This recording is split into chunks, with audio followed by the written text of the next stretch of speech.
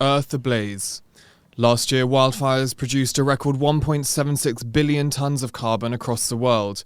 Another sign, says the UN Secretary-General, that we're on a fast track for climate disaster. The global body on Monday released its latest climate report. We are on a pathway to global warming of more than double the 1.5 degree limit agreed in Paris. Some government and business leaders are saying one thing but doing another. Simply put, they are lying. And the results will be catastrophic. Among the key findings, the UN report warned carbon emissions must peak within 3 years to avoid severe climate impact. It said current pledges won't limit warming to the 1.5 degrees agreed at the 2015 Paris Accord. Instead, the current rate of emissions will cause a temperature increase of 3.2 degrees by the year 2100.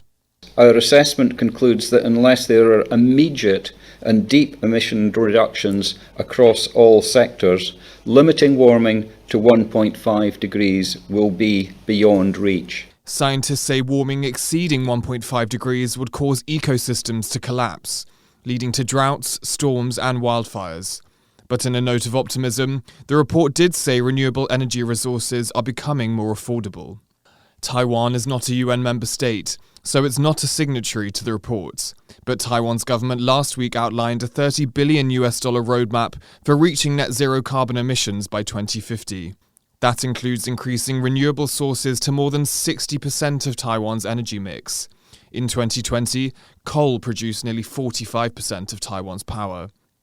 But environmental experts said that wasn't far enough. Although we say this plan have some positive side, but they also have some dark side of this plan. The first thing is that this plan, they don't have a very concrete coal phase-out date yet. But according to the UN report, that's exactly what is urgently needed. Major cities underwater, unprecedented heat waves, terrifying storms, widespread water shortages, the extinction of 1 million species of plants and animals. And this is not fiction or exaggeration. It is what science tells us will result from our current energy policies. The goals are clear, but as the UN report shows, despite the looming disaster, the world is failing to meet the challenge. Asnaya, Chou and James Chater for TaiwanPlus.